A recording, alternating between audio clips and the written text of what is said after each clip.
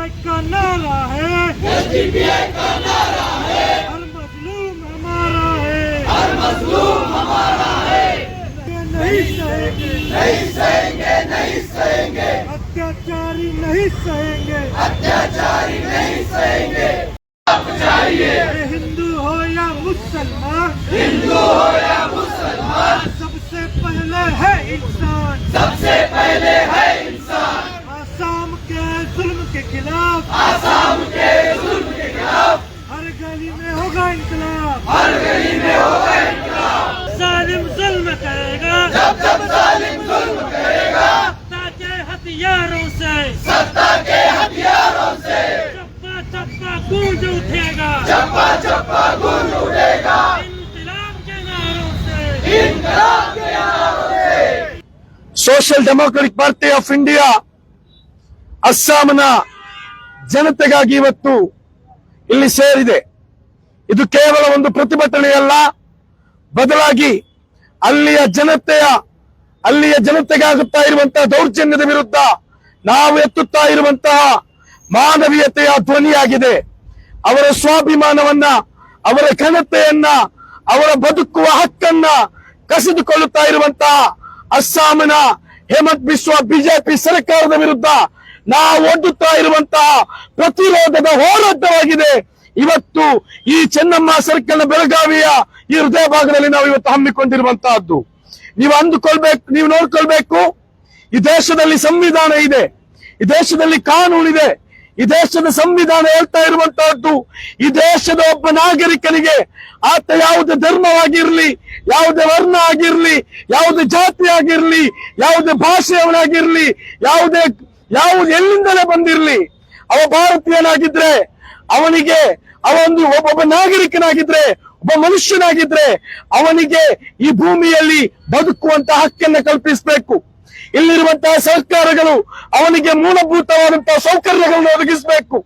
ಅವನಿಗೆ ಮನೆಯನ್ನು ಕೊಡಬೇಕು, ಅವನಿಗೆ ಆಹಾರವನ್ನು ಕೊಡಬೇಕು, ಶೌಚಾಲಯಗಳನ್ನು ಕೊಡಬೇಕು, ಮಕ್ಕಳಿಗೆ ವಿದ್ಯಾಭ್ಯಾಸವನ್ನು ಕೊಡಬೇಕು, ಅವನಿಗೆ ಸಿಗಬೇಕಾದಂತಹ ಹಕ್ಕುಗಳನ್ನು ಕಲ್ಪಿಸಬೇಕು ಎಂದಾಗಿದೆ ಈ ದೇಶದ ಸಂವಿಧಾನ ಕಲ್ಪಿಸ್ತಾ ಇರುವಂತಹದ್ದು, ಈ ದೇಶದ ಸಂವಿಧಾನ ಹೇಳಿಕೊಡ್ತಾ ಇರುವಂತಹದ್ದು. ಆದರೆ ಈ ದೇಶದಲ್ಲಿ ಇವತ್ತು ಬಿಜೆಪಿ ಸರ್ಕಾರ ಭಾಷೆಯನ್ನ ಹೆಸರನ್ನ ಹೇಳಿ, ವಲಸಿಗಾರರು ಅನ್ನುವಂತ ಹೆಸರನ್ನ ಹೇಳಿ ಭೂಮಿಯ ಒತ್ತುವರಿ ಮಾಡಿದ್ದಾರೆ ಅನ್ನುವಂತ ಆರೋಪಗಳನ್ನ ಹಾಕಿ ಸಾವಿರಾರು ಮುಸ್ಲಿಮರ ಮನೆಗಳನ್ನ ಟಾರ್ಗೆಟ್ ಮಾಡಿಕೊಂಡು ಗೋಲ್ವಾರ ಮತ್ತು ದುಬ್ರಿ ಅಂತಹ ಪ್ರದೇಶಗಳಲ್ಲಿ ಅಸ್ಸಾಂ ರಾಜ್ಯದಲ್ಲಿ ರಾತ್ರೋರಾತ್ರಿ ಸಾವಿರಾರು ಕುಟುಂಬಗಳನ್ನ ನಿರಾಶ್ರಿತರನ್ನಾಗಿ ಮಾಡಿದೆ.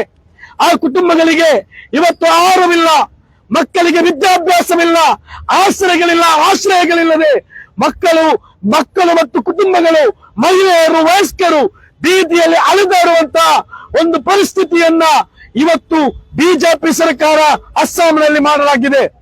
ಇದು ಒಂದು ಎನ್ಆರ್ಸಿ ಮತ್ತು ಸಿಎಯ ಇಂಡೈರೆಕ್ಟ್ ಆದಂತಹ ಇಂಪ್ಲಿಮೆಂಟೇಷನ್ ನ ಭಾಗವಾಗಿ ಆಗಿದೆ. ಇವತ್ತು ಇವರು ಇದನ್ನ ಮಾಡ್ತಾ ಇರುವಂತಹದ್ದು. ನೀವು ಅಂದುಕೊಳ್ಬೇಡಿ, ಅಸ್ಸಾಂನಂತಹ ರಾಜ್ಯದಲ್ಲಿ ಈ ರೀತಿ ಮಾತು ಮಾಡಿದ್ರೆ ಅಲ್ಲಿ ಮುಸಲ್ಮಾನರು ತೀರಾ ಅಲ್ಪಸಂಖ್ಯಾತರಿದ್ದಾರೆ, ಯಾರು ಕೂಡ ಮಾತನಾಡುವವರು ಇಲ್ಲ ಅನ್ನುವಂತಹ ಭಾವನೆ ಎಲ್ಲಿಯಾದ್ರೂ ಬಿಜೆಪಿ ಸರ್ಕಾರಕ್ಕಿದ್ರೆ ನೀವು ಅಂದುಕೊಳ್ಳಿ, ಈ ದೇಶದಲ್ಲಿ ಇಡೀ ವಿಶ್ವದಲ್ಲಿ ಯಾರೇ ಆಗಲಿ ನಾಗರಿಕರ ವಿರುದ್ಧವಾಗಿ ಅನಾಗರಿಕವಾಗಿ ಮೆರೆಯುವುದಾದ್ರೆ ಅವರ ವಿರುದ್ಧ ಈ ಕೆಂಪು ಮತ್ತು ಹಸಿರು ಮತ್ತು ಈ ನಕ್ಷತ್ರಾಂಗಿಕವಾದಂತಹ ಧ್ವಜವನ್ನು ಹಿಡಿದು social democratic party of India ಬೀದಿಗಿಳಿಯುತ್ತದೆ ಅನ್ನೋದನ್ನ ಬಹಳ ಸ್ಪಷ್ಟವಾಗಿ ನೀವು ಅರ್ಥ ಮಾಡಿಕೊಳ್ಬೇಕು. ಇಲ್ಲಿ ನೀವೇನನ್ನ ಮಾಡ್ತಾ ಇದ್ದೀರಿ? ಜನರ ಬದುಕುವಂತಹ ಹಕ್ಕುಗಳನ್ನ ಕಸಿದುಕೊಂಡು ಇಲ್ಲಿ ಈ ಮೂಲಕ ನೀವು ಮಾಡ್ತಾ ಇರುವಂತಹದ್ದು ಕೇವಲ ಮುಸಲ್ಮಾನರ ಮೇಲಿನ ಟಾರ್ಗೆಟ್ ಅಲ್ಲ, ನೀವಿಲ್ಲಿ ಮಾಡ್ತಾ ಇರುವಂತಹದ್ದು ಸಂವಿಧಾನದ ಆತ್ಮಕ್ಕೆ ಕೊಡಲಿ ಏಟು ಹಾಕುವಂತಹ ಒಂದು ಪ್ರಕ್ರಿಯೆಯನ್ನಾಗಿದೆ ಇವತ್ತು ಈ ದೇಶದಲ್ಲಿ, ಈ ಅಸ್ಸಾಂ ರಾಜ್ಯದಲ್ಲಿ ಹೇಮಂತ್ ಬಿಸ್ವಾ ಬಿಜೆಪಿ ಸರ್ಕಾರ ನಡೆಸ್ತಾ ಇರುವಂತಹದ್ದು. ಈ ರೀತಿಯಾದಂತಹ ಪ್ರಕ್ರಿಯೆಗಳು ದೇಶದಲ್ಲಿ ನಡೆದ್ರೆ ದೇಶದ ನಾಗರಿಕರು ಎಚ್ಚೆತ್ತುಕೊಳ್ಳಬೇಕು, ದೇಶದಲ್ಲಿ ಕಾನೂನು ವ್ಯವಸ್ಥೆಯನ್ನು ರೂಪಿಸುವವರು ಎಚ್ಚೆತ್ತುಕೊಳ್ಬೇಕು, ದೇಶವನ್ನು ಆಳುವಂತಹ ಸರ್ಕಾರಗಳು ಎಚ್ಚೆತ್ತುಕೊಳ್ಬೇಕು, ದೇಶದಲ್ಲಿರುವಂತಹ ಎಲ್ಲ ನ್ಯಾಯ ವ್ಯವಸ್ಥೆಗಳು ಎಚ್ಚೆತ್ತುಕೊಳ್ಳಬೇಕು. ಈ ದೇಶ ಹೇಮಂತ್ ಬಿಸ್ವಾನ ತಂದ ದೇಶ ಅಲ್ಲ ಇದು. ಹೇಮಂತ್ ಬಿಸ್ವಾ का बाप का नहीं है, ये देश इंडियंस का है, ये ಭಾರತೀಯರದ್ದಾಗಿದೆ. ಹಾಗಾಗಿ ನಾವು ಎತ್ತುವಂತಹ ಧ್ವನಿಗಳು ಇದು ಬಿಜೆಪಿಯ ಆಸ್ಥಾನಕ್ಕೆ ಹೋಗಿ ಮುಟ್ಟಬೇಕು. ನಾವು ನಿಮ್ಮಲ್ಲಿ ಹೇಳ್ತಾ ಇರುವಂತಹದ್ದು, ಜನರ ಸಂವಿಧಾನಾತ್ಮಕವಾದಂತಹ ಹಕ್ಕುಗಳನ್ನು ಕಸಿದುಕೊಂಡು, ಜನರ ಬದುಕುವ ಸ್ವಾಭಿಮಾನವನ್ನು ಕಸಿದುಕೊಂಡು, ಜನರ ಆಸರೆಗಳನ್ನು ಕಸಿದುಕೊಂಡು, ಗುಡಿಸಲುಗಳನ್ನ ಬುಲ್ಡೋಸರ್ ದಾಳಿಗಳನ್ನು ಮಾಡಿಕೊಂಡು ಕಸಿಯುವಂತಹ ಪ್ರಯತ್ನ ಏನಿದೆ ಈ ದೇಶದಲ್ಲಿ ಯುಪಿ ಸರ್ಕಾರ ಮಾಡಿತ್ತು, ಗುಜರಾತ್ ಸರ್ಕಾರ ಮಾಡಿತ್ತು. ಈಗ ಅಸ್ಸಾಂನಲ್ಲಿ ಮುಸಲ್ಮಾನರನ್ನ ಟಾರ್ಗೆಟ್ ಮಾಡಿಕೊಂಡು ಬುಲ್ಡೋಸರ್ ದಾಳಿಗಳು ನಡೆದಿದೆ. ಕೇವಲ ಮನೆಗಳಲ್ಲ, ಮುಸಲ್ಮಾನರ ಮದ್ರಸೆಗಳನ್ನು ಕೆಡವಲಾಗಿದೆ, ಮಸೀದಿಗಳನ್ನು ಕೆಡವಲಾಗಿದೆ. ಇದನ್ನ ಹೇಳುವಾಗ ನೀವು ಅಡ್ಡ ಬರಬಾರ್ದು, ಇದನ್ನ ಹೇಳುವಾಗ ನೀವು ತಡೆಯಬಾರ್ದು. ನಮಗೆ ಈ ದೇಶದ ಪ್ರತಿಯೊಬ್ಬ ನಾಗರಿಕರ ಪರವಾಗಿ ಮಾತನಾಡುವಂತಹ ಹಕ್ಕನ್ನ ಈ ದೇಶದ ಸಂವಿಧಾನ ನಮಗೆ ಕಲ್ಪಿಸಿಕೊಟ್ಟಿದೆ. ಈ ದೇಶದಲ್ಲಿ ಬದುಕುವ ಯಾವೊಬ್ಬನೇ ಇರಲಿ, ಆತನಿಗೆ ಬೇಕಾಗಿ ನಾವು ಅವನಿಗೆ ಬೇಕಾದಂತಹ ಅವಕಾಶಗಳನ್ನು ಮಾಡಿಕೊಡ್ಬೇಕಾದದ್ದು ಸರ್ಕಾರಗಳ ಜವಾಬ್ದಾರಿಯಾಗಿದೆ. ಕೊರೋನಾ ಸಂದರ್ಭದಲ್ಲಿ ಈ ದೇಶದಲ್ಲಿ ಜನತೆಯನ್ನ ಸೋಲಿಸಿದ ರೀತಿಯಲ್ಲಿ, ವಂಚಿಸಿದ ರೀತಿಯಲ್ಲಿ ಇಂತಹ ಸಂದರ್ಭದಲ್ಲಿ ಮೋದಿ ಸರ್ಕಾರ ನಡೆದುಕೊಳ್ಳಬಾರದು. ಬದಲಾಗಿ ಈ ಜನತೆಯೊಂದಿಗೆ ನಿಲ್ಲಕ್ಕೆ ಮೋದಿ ಸರ್ಕಾರ ಮುಂದೆ ಬರಬೇಕು. ಈ ದೇಶದ ರಾಷ್ಟ್ರಪತಿಯವರು ಇಂತಹ ವಿಚಾರಗಳ ವಿರುದ್ಧ ಹಸ್ತಕ್ಷೇಪವನ್ನು ನಡೆಸಿ ಜನತೆಯ ಬದುಕುವ ಹಕ್ಕುಗಳನ್ನ ಖಾತರಿಪಡಿಸಬೇಕು. ಯಾಕಂತ ಹೇಳಿದ್ರೆ ಸಂವಿಧಾನ ಹೇಳುವುದು ಒಂದು ವ್ಯಕ್ತಿಯ ಬದುಕುವಂತಹ ಹಕ್ಕುಗಳನ್ನ ಕಸಿದುಕೊಳ್ಳುವಂತಹ ಸಂದರ್ಭದಲ್ಲಿ ಅವನಿಗೆ ಅವಕಾಶ ಮಾಡಿಕೊಳ್ಬೇಕಾದದ್ದು ಅಲ್ಲಿಯ ಸರ್ಕಾರಗಳ ಜವಾಬ್ದಾರಿಯಾಗಿದೆ ಎಂದಾಗಿದೆ. ನೀವು ಅರ್ಥ ಮಾಡಿಕೊಳ್ಬೇಕು, ಈ ದೇಶದಲ್ಲಿ ಮುಸಲ್ಮಾನರನ್ನ ಎರಡನೇ ದರ್ಜೆ ನಾಗರಿಕರನ್ನಾಗುವಂತ ವ್ಯವಸ್ಥಿತವಾದಂತಹ ಷಡ್ಯಂತ್ರಗಳು ಈ ದೇಶದಲ್ಲಿ ನಡೀತಾ ಇದೆ. ಇದನ್ನ ಇವರು ಬಿಹಾರದಲ್ಲಿ ಮಾಡ್ತಾ ಇದ್ದಾರೆ.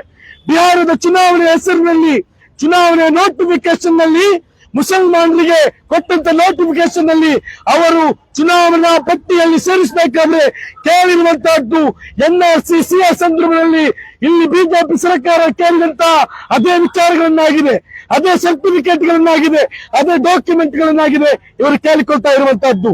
ಇಂತಹ ಪ್ರಕ್ರಿಯೆಗಳು ದೇಶದ ಏಕತೆಯನ್ನ, ದೇಶದ ವೈವಿಧ್ಯತೆಯನ್ನ, ದೇಶದ ಜಾತ್ಯತೀತತೆಯನ್ನ, ದೇಶದ ಭಾತೃತ್ವವನ್ನ, ಸೌಹಾರ್ದತೆಯನ್ನ ಕೆಡಿಸುವಂತಹ ಬಿಜೆಪಿ RSS ನ ಷಡ್ಯಂತ್ರದ ಭಾಗವಾಗಿದೆ ಈ ದೇಶದಲ್ಲಿ ನಡೆಯುತ್ತಾ ಇರುವಂತಹದ್ದು.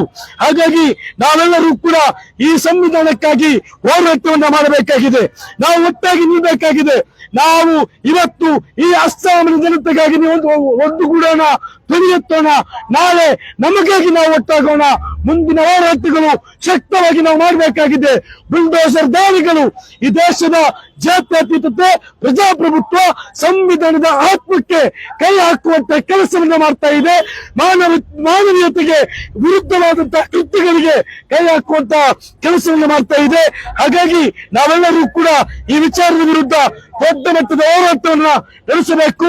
ಇದು ಕೇವಲ ಕಟ್ಟಡಗಳನ್ನ ಕೆಡವುತ್ತಾ ಇಲ್ಲ, ಒಂದೊಂದು ಕುಟುಂಬಗಳ ಕನಸುಗಳನ್ನ, ಒಂದೊಂದು ಕುಟುಂಬಗಳ ಆಧಾರಗಳನ್ನ, ಒಂದೊಂದು ಕುಟುಂಬಗಳ ಪ್ರತಿಯೊಂದನ್ನು ಕೂಡ ಇದು ಧ್ವಂಸ ಮಾಡ್ತಾ ಇದೆ. ಜನರ ಕಣ್ಣೀರಿನಲ್ಲಿ ಶಾಪ ತಿಂದುಕೊಂಡು ಬಿಜೆಪಿ ಸರ್ಕಾರ ಈ ದೇಶವನ್ನ ಆಳ್ತಾ ಇದೆ. ಬಿಜೆಪಿ ಸರ್ಕಾರಗಳಿರುವಂತಹ ರಾಜ್ಯಗಳನ್ನ ಆಳ್ತಾ ಇದೆ. ಹಾಗಾಗಿ SDPI ಎಚ್ಚರಿಕೆಯನ್ನು ಕೊಡ್ತಾ ಇದೆ. ಅಸ್ಸಾಂ ಸರ್ಕಾರ ಇದರಿಂದ ಹಿಂದೆ ಸರಿಯಬೇಕು. ಅಸ್ಸಾಂ ಸರ್ಕಾರ ಹಿಂದೆ ಸರಿಯದೆ ಹೋದ್ರೆ ಅಲ್ಲಿನ ಜನತೆ ಮುಂದಿನ ದಿನಗಳಲ್ಲಿ ಈ ಅಸ್ಸಾಂ ಸರ್ಕಾರವನ್ನ ಕೆದರಿ ಹಾಕುತ್ತಾರೆ ಅನ್ನುವಂತ ಎಚ್ಚರಿಕೆ ಕರೆಗಂಟೆಯನ್ನು ಕೊಡುತ್ತಾ ನನ್ನ ಮಾತಿಗೆ ನಾನು ವಿರಾಮವನ್ನು ಹಾಕ್ತಾ ಇದ್ದೇನೆ. ಜೈ ಹಿಂದ್, ಜೈ SDPI. अपने एक बिजनेस पार्टनर उसको हाइड्रो पावर प्रोजेक्ट के वास्ते एक जमीन को कब्जा करने की कोशिश ऐसी कि जहां पर मुस्लिम आबादी ज्यादा है उस जगह पर जाके ये लोग रातों रात घरों पर बुलडोजर चलाकर मस्जिद, ईदगाह, दरगाह ये सारे चीजों पर मसमार करके ये क्या जाहिर करना चाहते हैं। अभी हाल ही में जब वक्फ के रिलेटेड चल रहा था, डिस्कशन चल रहा था पार्लियामेंट में, तो हमारे माइनॉरिटीज के जो मिनिस्टर हैं वो क्या कह रहे थे, मुसलमानों का हक अधिकार रखते हुए, उन पर उनका ख्याल रखते हुए हमें कानून ला रहे हैं बोलकर। आज मुसलमानों पर जुल्म हो रहा है तो अब क्यों ये बात नहीं कर रहे। अब मेरा ये सवाल है। और उसी के साथ साथ ये हिंदुस्तान की अखंडता को तोड़ने की कोशिश कर रहे हैं। यहाँ पर जातिभेद लाकर हिंदू मुस्लिम में बांटकर ये लोग अपने पॉलिटिक्स की रोटी को सेकना चाहते हैं। इनको माइंड करना होगा, इनको ये अपनी चीजों से बाज आना होगा, वरना हमारे पूर्वजों ने, हमारे असलाफों ने जो हिंदुस्तान का ख्वाब देखा था और जिस तरह का हिंदुस्तान बना के ये चले गए थे, ये लोग उसकी शक्ल को बिगाड़ने में लगे हुए हैं। और आए दिन हिंदुस्तान का नाम दुनिया के अखबारों में, दुनिया के मीडिया में चर्चा बदनामी के तौर पर हिंदुस्तान का नाम लिया जा रहा है। हमें गौर करना चाहिए, हम पूरे हिंदुस्तानियों को गौर करना है कि हमको हिंदू विश्व गुरु बनना है या सबसे नीचे चले जाना है। बताते हैं कि हम विश्व गुरु बनना जा रहे हैं और अपने घर ही के अपने ही बाशिंदों पर जुल्म कर रहे हैं। तो एक ऐसी दोहरी नीति है बीजेपी गवर्नमेंट की। इनको अपोजिशन में बात करने वाला कोई नहीं है। यहाँ पर भी गौर करने की जरूरत है कि इतना बड़ा प्रोपेगेंडा हुआ, इतनी बड़ी ज्यादती हुई, अपोजिशन में से कोई भी इसके खिलाफ आवाज नहीं उठा रहा। क्यों? अपोजिशन वालों के जुबान पे चुप्पी क्यों तारी है? इसके पीछे भी कंट्रोवर्सी है। हमें खूब समझना है कि अपना कौन है, पराया कौन है। अब वक्त आ गया है आम नागरिक को कि हमें जात धर्म ये सारे चीजों को छोड़कर हमें इकट्ठा एक होकर हमारे हिंदुस्तान की अखंडता को बाकी रखना है और इस चीज को हम लेकर आगे चलना है और हमारे हिंदुस्तान को विश्व गुरु बनाना ये हमारा टारगेट होना चाहिए, न कि किसी मस्जिद पर, किसी मंदिर पर, किसी दरगाह पर हमला करके मुसलमानों को परेशान करने की कोशिश करना चाहिए। तो ये सारे चीजों को देखते हुए बीजेपी के ये पूरे साजिशों के आगे कोई भी आवाज नहीं उठाया, सिर्फ एसडीपीआई ने है। और हर इनके जो जुल्म हुई है हिंदुस्तान में, जहां कहीं पर भी जुल्म हुआ है उसके खिलाफ आवाज सिर्फ और सिर्फ एसडीपीआई वालों ने उठाया है।